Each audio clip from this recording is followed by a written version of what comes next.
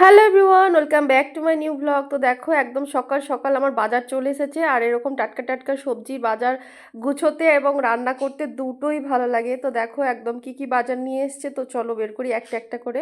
তো ফার্স্টেই দেখো একদম কচি সজনা ডাঁটা নিয়ে এসছে, আর এখানে রয়েছে আলু, বেগুন, পটল, কাঁচকলা। আর এখানে দেখো প্রচুর গরম পড়েছে, তার জন্য বললাম একটা কচি ডাব নিয়ে আসতে, রিয়াদকে খাওয়াবো আর কি। তো এই হচ্ছে আমার সবজির বাজার, দেখো একদম টাটকা টাটকা তাজা তাজা সবজি। আর আজকে সকাল থেকেই হচ্ছে ভীষণ গরম। আর এখানটাতে দেখো রিয়াদ তো ডাব দেখে একদম মানে রান্নাঘর থেকে বেরোচ্ছে না, বলছে মা ডাবটা কতক্ষণে কাটবে, কতক্ষণে জল বার করবে, আর কতক্ষণে আমি খাবো আর কি। তো একদম কচি ডাব, দেখো প্রচুর জল ছিল, মানে ভিতরে একদম শ্বাস ছিল না। কিন্তু এই কচি ডাবের জল কিন্তু একটু মিষ্টি হয় না, কেমন কেমন জানি একটা প্যান্সা টাইপের হয়। তো এখানটাতে দেখো ডাবটা থেকে জলটা বার করলাম, তো রিয়া অতটা খেলো না, তো ওখান থেকে আমি একটু নিয়ে নিলাম, নিয়ে এখন দেখো ডাবের জল খেয়ে নিলাম। আর সকাল সকাল ডাবের জল খেয়ে একদম পেট ঠান্ডা থাকে আর কি, আর গরমের মধ্যে ডাবের জল খাওয়াও ভালো আর কি। আর এখানে দেখো সবজির মধ্যে আজকে বেগুন রান্না করবো, আর এই যে দেখো কালো বেগুনের অবস্থা দেখো, মানে কালো বেগুন বাইরে থেকে যতই চকচকে করুক না কেন, ভিতরে এইরকম কানা বা পোকা ধরা থাকবেই। তো দেখো একদম এই বেগুনটা তো মানে ফার্স্টের বেগুনটা তো একটু পোকা ধরা বেরোলো, কিন্তু সেকেন্ড বেগুনটা ভালোই ছিল, কোনো রকম পোকা ধরা ছিল না। আর দেখো এখানটাতে তাজা একদম একটা কাঁচকলা কেটে নিচ্ছি, ভাবছি একদম ভীষণ গরম পড়েছে, রিয়াদ তো কিছুই খেতে চাইছে না, তো ভাবলাম কাঁচকলার একটা পাতলা ঝোল বানাবো, তো দেখি ও খায় নাকি। তাই দেখো কাঁচকলা কেটে নিচ্ছি, ছোটোবেলায় তো ওকে প্রচুর কাঁচকলা খাওয়াতাম, তবে এখন বড় হয়ে অতটা খেতে চায় না আর কি। কাঁচকলা, পেঁপে, গাজর এগুলো প্রচুর খেয়েছে। আর এখানটাতে দেখো কাঁচকলার বেগুন এমন দুটো একটা সবজি না, মানে কেটেই সাথে জল না দিলে কালো হয়ে যায়, বেগুনও কালো হয়ে যায়, একটা কষ বসে যায়, আর কাঁচকলাও বসে যায়, তার জন্য দেখো আমি জল নিয়েই বসেছিলাম। তো কাটছি আর জলের মধ্যে দিতে থাকছি আর কি, তার জন্য দেখো কাঁচকলাগুলো কিন্তু একদম কালো হয়নি, সাদা চকচকেই আছে, আর বেগুনগুলোও তাই। আর এখানটাতে দেখো প্রেশার কুকারে কাঁচকলার ঝোল বানাবো, একদম পাতলা করে ঝোল বানাবো আজকে। আর গরমে সত্যি কথা বলতে গরমে কোনো কিছু খেতে ইচ্ছা করছে না। আর একদম কাঁচা লঙ্কা চিড়ে পেঁয়াজ লাল করে দেখো হালকা হালকা বেশি গুঁড়ো মশলা দিয়ে কাঁচকলার ঝোলটা বসিয়ে দিলাম। আর এখানটাতে দেখো বেগুন আলু টমেটোর একটা ঘাঁটি বানাবো। আর এই বেগুন আলু টমেটোর ঘাঁটিটা কিন্তু রুটি, মুড়ি এবং ভাত তিনটের সাথেই চলে। আর এ খুব সুন্দর হয় আর কি এই বেগুন ঘাঁটিটা খেতে। যাদের বেগুনে অ্যালার্জি নেই তারা অবশ্যই এই রেসিপিটা একবার হলো ট্রাই করে দেখতে পারো, ভীষণ ভালো লাগে।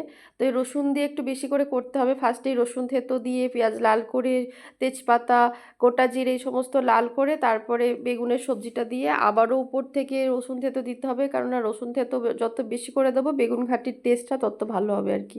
তো আবারও দেখো উপর থেকে একটু রসুন থেতো বেশি সমস্ত গুঁড়ো মশলা, গোটা জিরে এই সমস্ত দিয়ে, চেরা কাঁচা লঙ্কা এই সমস্ত দিয়ে সুন্দর করে দেখো বেগুনটা আমি কষিয়ে নিচ্ছি। আর এদিকে দেখো পাতলা পাতলা আমার কাঁচকলার ঝোল একদম হয়ে গেছে। আর দেখো বেগুনটা কিন্তু যতক্ষণ না এরকম নরম সফট হবে ততক্ষণ মশলাটার সাথে কষাতে হবে। তো বেগুনটা কষিয়ে এখন জল দিয়ে দিলাম। আর আজকে তোমাদের সাথে একটা নতুন রেসিপি শেয়ার করবো, এই রেসিপিটা তোমরা কেউ আগে খেয়েছো কি জানি না, অবশ্যই একবার হলেও ট্রাই করে দেখো, গরমে একদম কিচ্ছু খেতে ইচ্ছা করছে না, তাই আমি এটা আমার নিজের জন্য করছি।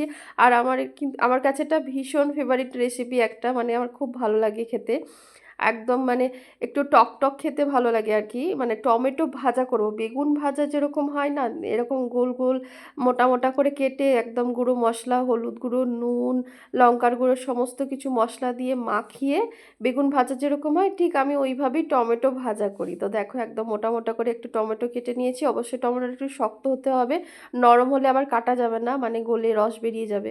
একটু শক্ত শক্ত টমেটো নিতে হবে। তো টমেটোটা দেখো শক্ত শক্ত টমেটো নিয়ে এখন সমস্ত গুঁড়ো মশলা মাখিয়ে একটু 5 মিনিট মতো ম্যারিনেট করে রেখে দিয়েছিলাম। আর এখন দেখো একটা ফ্রাই প্যান নিয়ে নিয়েছি, আর ফ্রাই প্যানে হচ্ছে সর্ষের তেলে ভাজতে হবে অবশ্যই, টমেটো ভাজাটা কিন্তু সর্ষের তেলে ভাজাটাই বেশি ভালো হয় সাদা তেলের থেকে।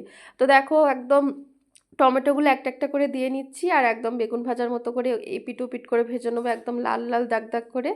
এই যে দেখো একদম টমেটোগুলো ফ্রাই প্যানে দিয়ে দিলাম, দিয়ে একদম দেখো এক সাইডটা হলে এক সাইডটা উল্টে দেবো। তো একদম হাই হিটেই করছি এটা, টমেটোটা নরম, তার জন্য বেশি লো মিডিয়াম আছে বা একদম কম আছে করার দরকার নেই, একদিকটা হয়ে গেছে দেখো আর একদিকটা করে নিলাম, ঠিক এই এইরকমই দাগ দাগ পোড়া পোড়া করে নিতে হবে। আর এই টমেটো ভাজাটা কিন্তু গরম গরম খেতে অতটা ভালো লাগে না, ঠান্ডা হয়ে গেলে বেশি ভালো লাগে। মানে ঠান্ডা হয়ে গেলে জিনিসটা নরম এবং সফট হয়ে যায়, ভাত দিয়ে মেখে খেতে বেশি ভালো লাগে। তো দেখো ভেজে এখন আমি 1 ঘন্টা মতো রেখে দেবো, ঠান্ডা হয়ে যাবে, তারপর আমি টমেটো ভাজা দিয়ে একটু ভাত খাবো। আর একদম টমেটো ভাজা আমার রেডি। দেখো অবশ্যই তোমরা এই রেসিপিটা একবার ট্রাই করো, গরমে যারা ভাত খেতে পারছো না, টমেটো ভাজা দিয়ে টক টক করে ভাত খেতে কিন্তু বেশ ভালো লাগবে। আর এদিকে দেখো বেগুন ঘাটি আমার ফুটতে শুরু করে দিয়েছে, আর একটু মাঝখানে নেড়ে দিচ্ছি। আর এদিকে দেখো টমেটো ভাজা আমি কিন্তু নিয়ে নিয়েছি থালায়, একটু ভাতও নিয়ে নিয়েছি, আর টমেটো ভাজা দিয়ে চলো আজকে তোমাদেরকে ভাত খেয়ে দেখায়, কে কে টমেটো ভাজা এরকম খাওনি।